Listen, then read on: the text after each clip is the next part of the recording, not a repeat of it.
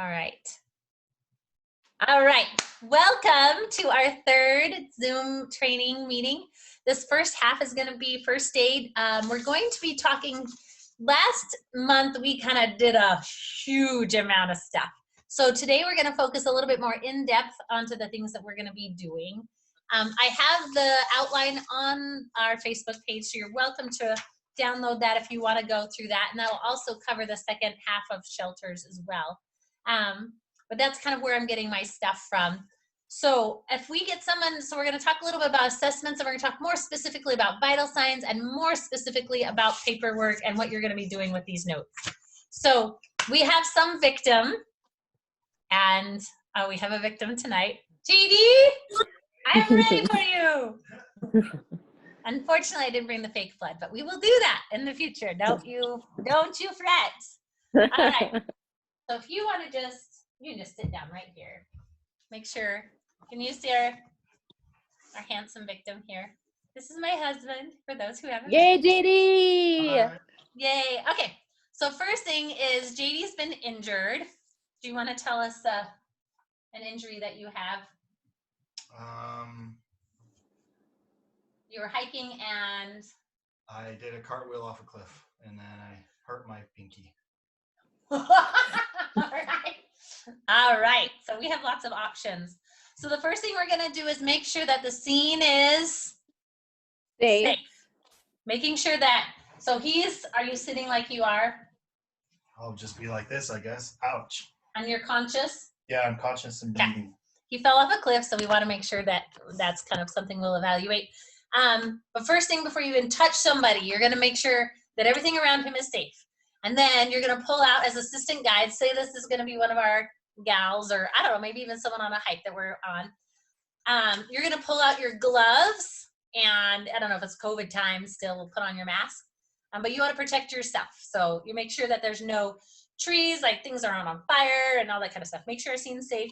Then we're going to do our A, B, C, D, E's. So our A is, I'm making sure he's got an airway. Now, if he's sitting up looking at me talking, that's A, B, and C are already, or A and B are already done. So we know that that's good. C, I'm doing kind of a quick check for circulation. He's conscious, so we don't have to worry about like CPR kind of stuff, but I might be worried about the bleeding part of circulation because he fell off a cliff. Then D is our disability. That means spinal precautions. Now, he fell off a cliff, so let's pretend you didn't fall off a cliff, you just tripped off something small. Otherwise, we're gonna have to lay him down and all that stuff we did with Aaron last time. But, if we suspected any sort of spinal injury, we wanna make sure we lay him flat and protect that neck, all that kind of stuff. And then E is the environment. Make sure that if he's gonna be there for a long period of time, that we keep him warm or cool, depending on how the temperature is outside. If it's hot, if it's a summer day, get him into shade or keep him cool. If it's cool in the fall or something like that, or winter, we want to get him on a sleeping pad, in a sleeping bag, that kind of thing. All right, then we do our focused assessment, which is me just going through, first thing, we introduce ourselves. Hi, my name is Emily. I'm trained in first aid. Can I help you? Mm-hmm. All right, and what's your name? JD. Good, and that helps me check his conscious level, and maybe someone else is like, yeah, it's JD. We know that it's JD. And then I would actually ask him, what happened? And then he would tell me. What did I do? I slipped and fell. Yeah, you slipped and fell. Hit my head. Hit your head? Yeah. Or whatever.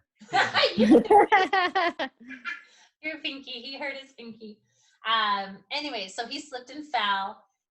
So I'm just, while I'm talking to him, I'm making sure he knows what's going on, and other people are verifying. Like, as I'm just talking to him, that helps me check his level of consciousness, which is a big thing we want to check. And then he's kind of talking to me and telling me what and what's hurting on you. And he'd say, yeah, so my pinky and my head hurts right here. And your head hurts. Okay, so those are the two things I'm going to initially focus on. Of the two injuries, what do you think is more important? Probably go for the head. Check the head over the pinky. All right, so this is when I go into a focused assessment.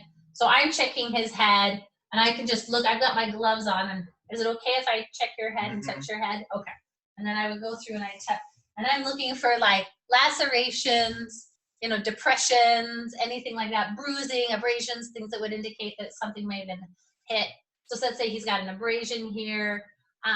So if there's anything with the head involved, and we're going to be talking about head injuries in the next month, that automatically assume we want to treat or watch for concussion, or any sort of brain damage, bleeding in the brain, that kind of stuff can be pretty bad.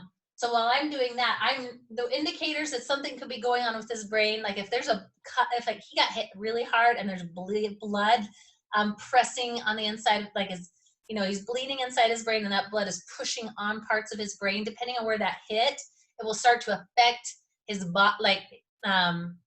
his neurostat. So like he may not be able to speak as well after a few minutes, or maybe he can't walk as well now. You'll start to notice changes.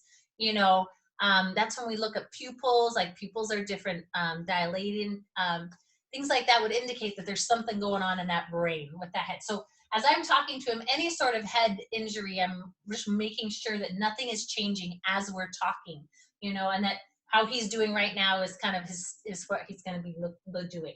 So I look at his eyes, those beautiful brown eyes, and they look good. They're equal and reactive. Something else we check, and we'll do more of these neuro checks, is you can close their eyes like this and then have them look up to like the sun or whatever, and then you'll take your hand off and you look at the eyes, and both people should dilate at the same time.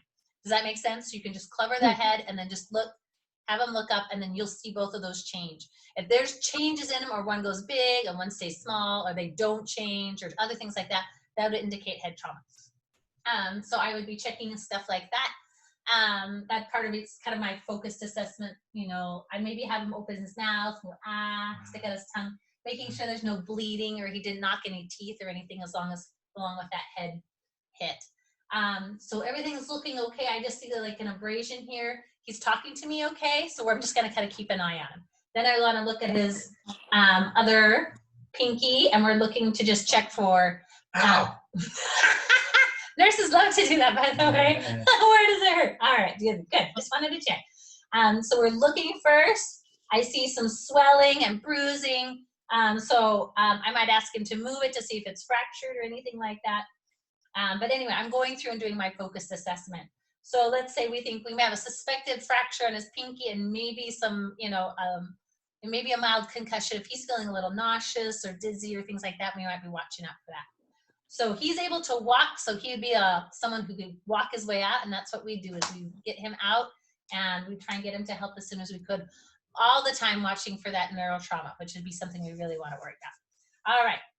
Now, for you guys to talk about, so that's kind of our focused assessment. There is, anytime we have anyone with an injury, we're going to be doing a SOAP note. And this is downloadable. I posted it last month.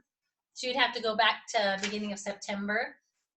But what I would do is, if you're taking care of somebody as an assistant guide, you're going to try and have somebody else, and it doesn't have to be an assistant guide, just somebody in Mountain Mamas or whatever, and they can fill this out. So you're doing your stuff and you're saying, okay, your name is blah, blah, blah. So they write patient's name, date, age, all that kind of stuff. And the person writing down can be prompting and saying, all right, how old are you? Or how old is he? And you'd ask, and they'd be writing down this spot, everything on here that we kind of talked about. So the part that we just did is his chief complaint: head hurts, finger hurts. And then we just did a patient exam, which is, noticed abrasion on his forehead, and his left pinky has bruising and is hard to move, possible fracture. I'm gonna have to get water. Hold on a second. Awkward pause. You're a freaking champ, JD. Nice acting, JD. All right. So once we've kind of gone through that, if we have time, and we hopefully will, we're going to check some vital signs as well. That'll be helpful for any rescuers to kind of know how he was doing when we got there. All the first aid kits are going to be having, in the future, a pulse ox, which monitors oxygen. And then we will hopefully have a little stethoscope too. And a cute little thermometer, not this one, but something smaller that's easier and lighter. And that will those are kind of your basic things you're going to use for vital signs. So the first part of vital signs is checking his orientation. So he's alert to himself. He knew what happened. We also want to check on time. So I would say, what year is it? And you would tell me. 2020. 2020, great. And so he's LOC times 3. So if he was like 16, he'd be LOC times 2. You know, does that make sense? So it's good to know that when we first got to him, he was a little confused. Or, all right, he was LOC times 3 now, and then in a half hour, he's LOC times 1. That's a big deal to notice. Does that make sense? All right, so we're going to check his heart rate and his oxygen. And the nice thing is these are both checked easily with this.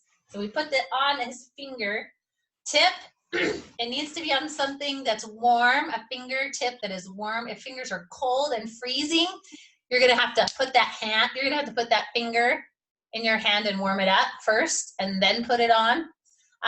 You can use it on an earlobe in a pinch. And if they have small toes that are warmer than their fingers, you could also do that. Let's try the earlobe. It's really hard to get it on an earlobe. With these ones it is.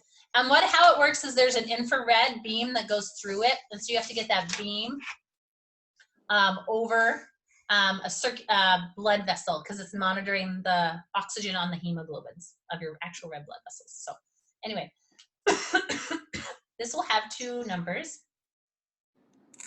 I'll wait for that to go.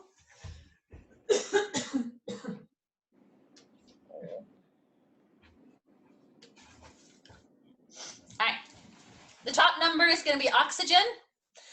It should be 92, if you guys can read that okay.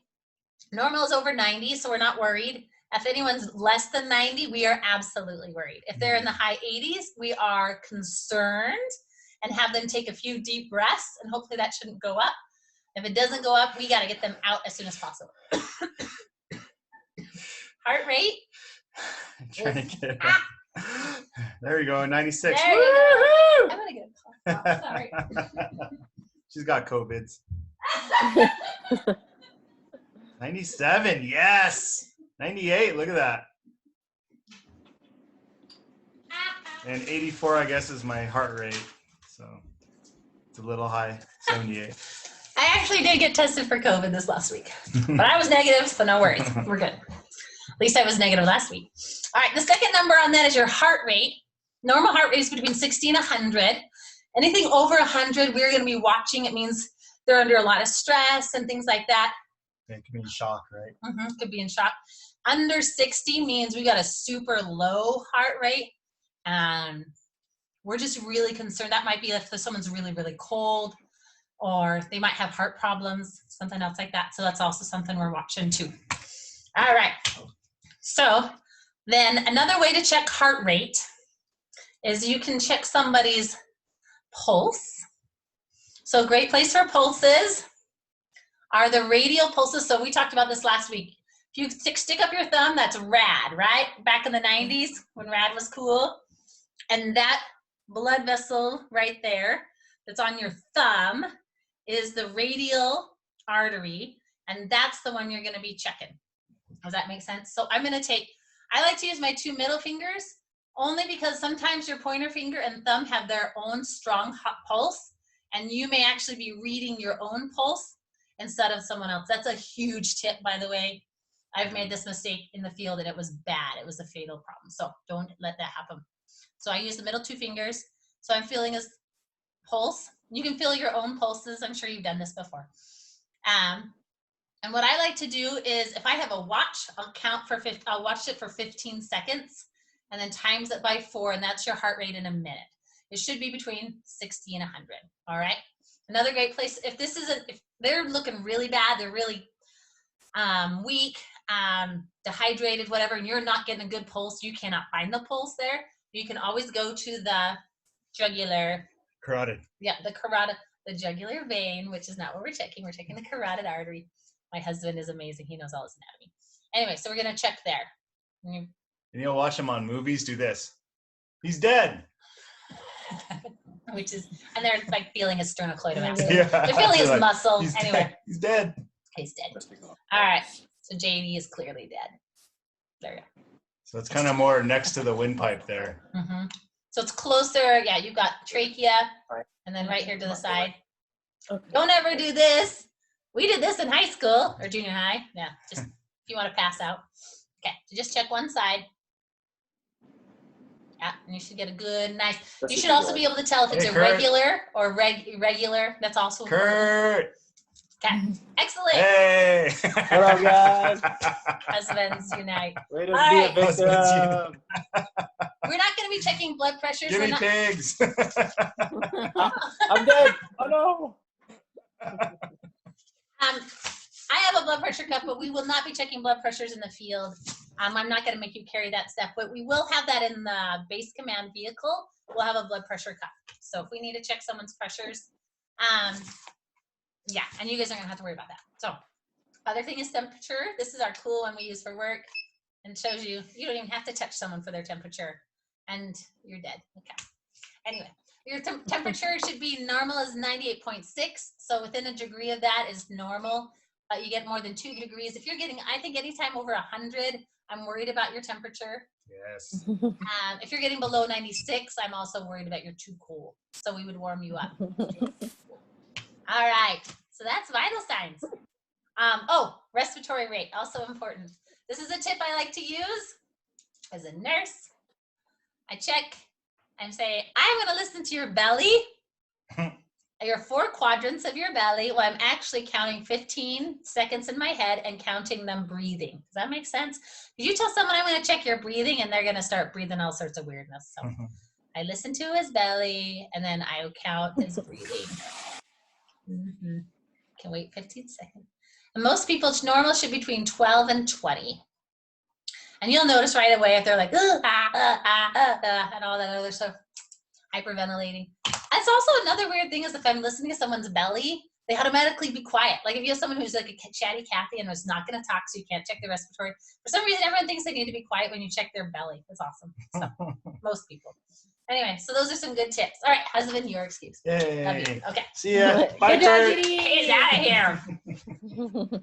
Great. Do you guys have any questions on vital sign checking? All right.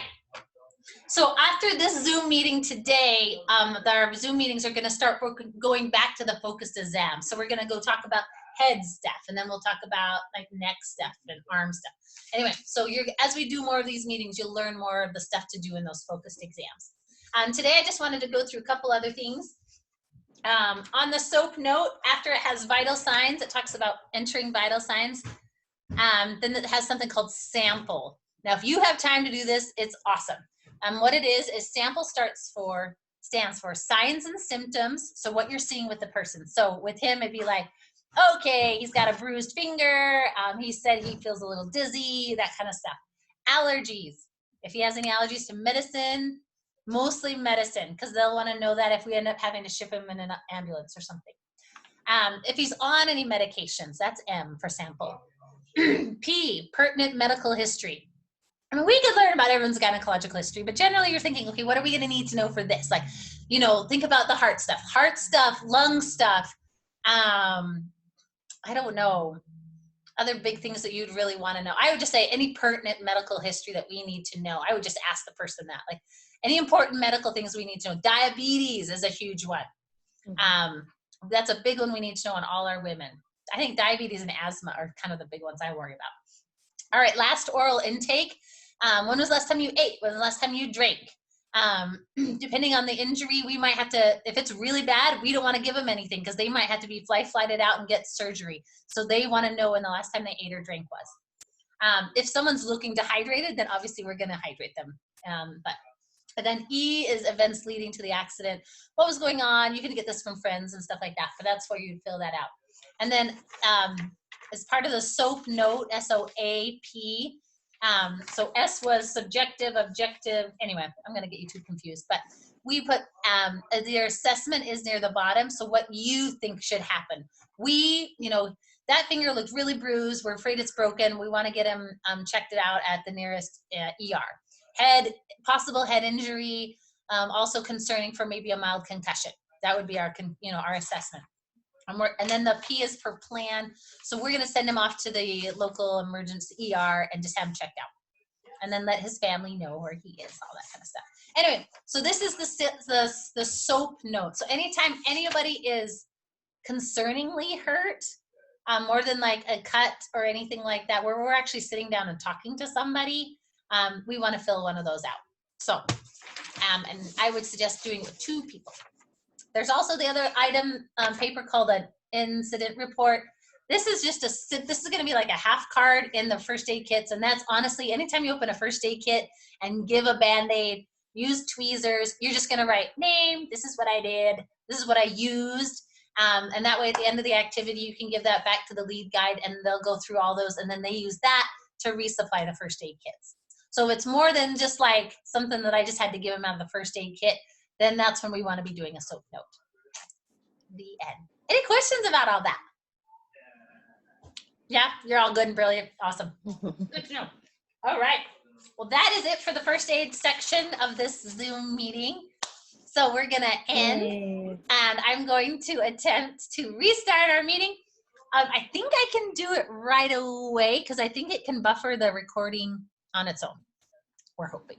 So stay here. I'm just going to take you away, and hopefully you will be able to come right back.